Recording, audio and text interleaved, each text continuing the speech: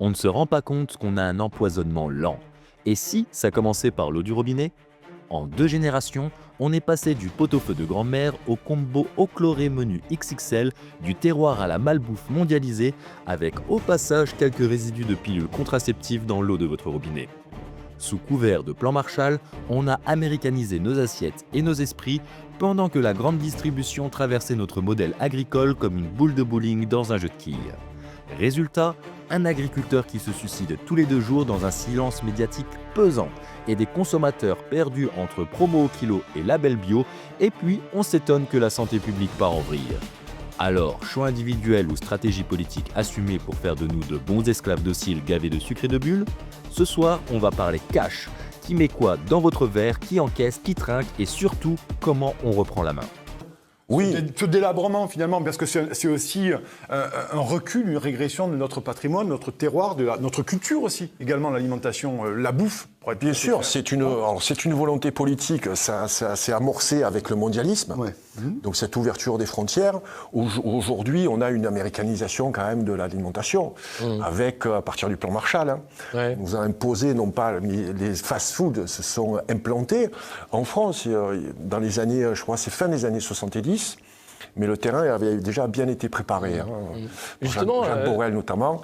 Mais justement, cette américanisation, tu vois, a amené les fast-foods, les aliments transformés, les sucreries également, qui se sont multipliées pendant les années après-guerre. Alors justement, Nicolas Taki, sur le projet Atlantiste, il y a un projet culturel. Est-ce qu'on souffre d'américanisation dans la nourriture également ? Dans la nourriture, mais aussi sur le plan culturel. Et ça, vous avez Zbigniew Brzezinski qui l'avait très bien dit. Il faut américaniser les esprits. En fait, on doit devenir quelque part des sous-américains, des gallo-américains, quelque part. Et pour compléter ce qu'a dit Monsieur Lartigot, on va continuer dans cette direction avec... Avant, on a eu le CETA. Là, on a le Mercosur. Et là, nous allons avoir très prochainement... ce que Mme von der Leyen appelle la mer des contrats, c'est-à-dire le traité de libre-échange entre l'Union européenne et l'Inde. Ouais. Ça promet. Ça promet effectivement. Elle parle d'ailleurs d'un marché à plusieurs milliards de consommateurs en disant que c'est formidable. Justement, oui, mais pas formidable pour nos agriculteurs dont il ne faut quand même pas oublier qu'il y en a un qui se suicide en moyenne tous les 2 jours. C'est ça. Et puis qui sont réprimés maintenant dans le silence médiatique mainstream de manière assez calamiteuse. Justement, c'est cette question des producteurs. Parce qu'on parlait des industriels qui ont offert un produit qui faisait écho. Aujourd'hui, on voit bien la difficulté qu'ont les producteurs de bonne bouffe, finalement, à vendre à un prix juste. La grande consommation aussi, la grande distribution est venue, arriver peut-être aussi comme une boule de bowling dans les quilles et a tout fait voler en éclats. Est-ce que là, il y a un problème aussi sur la façon de consommer, même quand on cherche à se nourrir bien? Est-ce que c'est possible aujourd'hui d'aller chercher des aliments sains? C'est possible.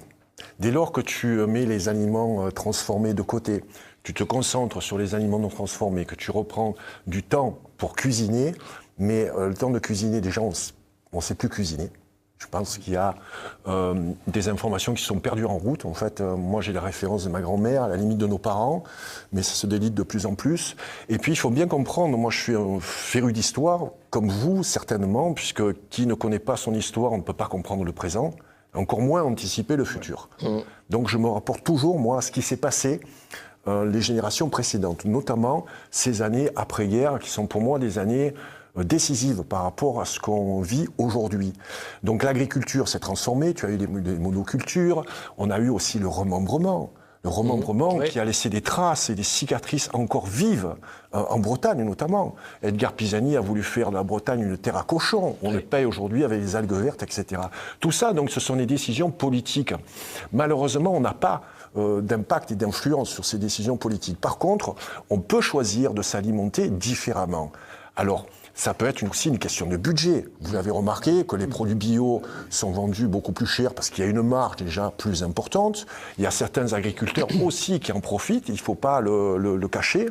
Mais cette tendance aujourd'hui au tout bio va pas forcément être comme ça...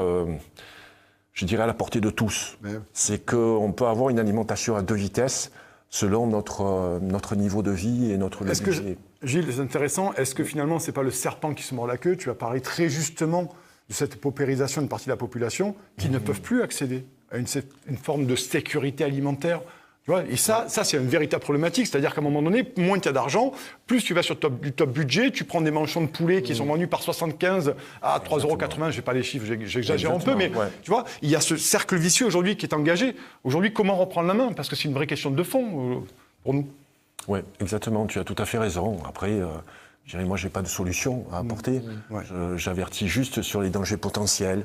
Il y a l'addiction aussi, l'addiction au sucre, qui est la principale des addictions. En fait, c'est un poison qui est légal, le sucre. Mais aujourd'hui, il y a toute cette dérive, avec notamment les aliments transformés. Parce qu'on peut parler des dangers, j'en ai parlé dans le premier livre, sur les perturbateurs endocriniens, sur le bio et sur le non-bio, les traces, je dirais qu'il reste de pesticides, qui sont donc en plus des perturbateurs endocriniens. Mais ce n'est pas, pour moi, véritablement le plus important. Pour moi, le plus important, c'est de se détacher de cette nourriture préparée. C'est quand même fou, et je pense qu'on en parlera avec le lait maternisé, parce que le lait maternisé, en fait, c'est vraiment le symbole de l'alimentation ultra transformée. C'est vraiment un marqueur très intéressant. On a délégué, en fait, notre alimentation à des industriels. Ouais. Ouais, c'est ça. On a délégué notre alimentation à des industriels. Et maintenant, on reproche quoi aux industriels de nous vendre des produits à bas prix? Les industriels sont là pour quoi? Ils ne sont pas là pour notre santé. Ils sont là pour faire de l'argent. On vit dans un système capitaliste quand même, il ne faut pas se leurrer. Donc, il faut s'en préserver. Mais l'État, l'État a une responsabilité grave aussi là-dessus. Parce qu'il devrait à un moment donné encadrer, punir ces industriels qui ne sont là que pour finalement faire du pognon. C'est un peu le... Non? C'est la réglementation après de l'économie.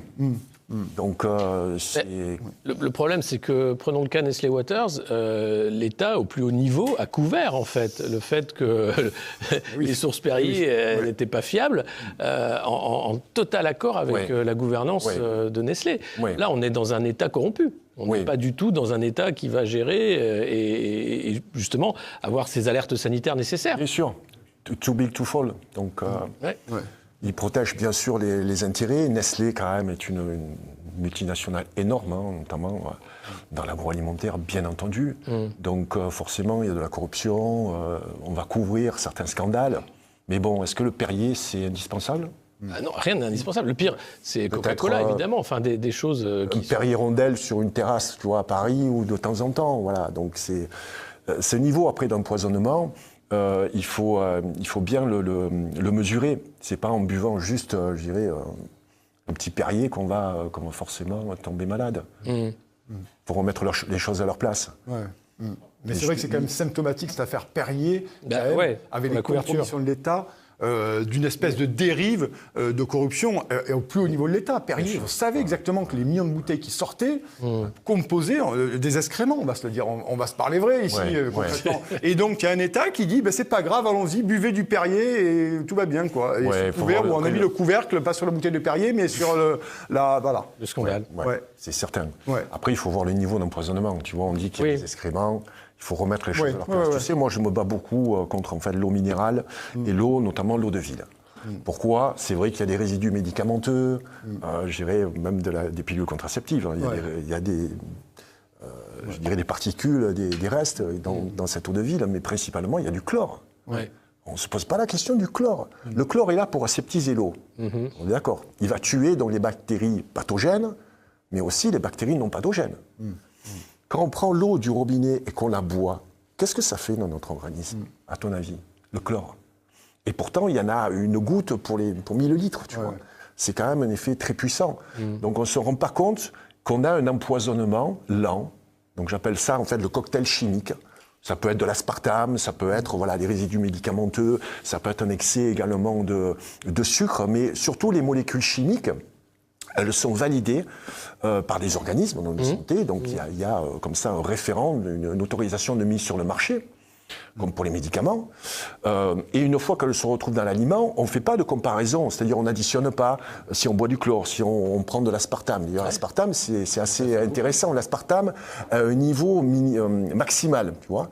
Et le taux d'aspartame n'est jamais spécifié sur les produits, c'est-à-dire que tu ne sais pas si tu dépasses le taux ou pas. C'est extraordinaire.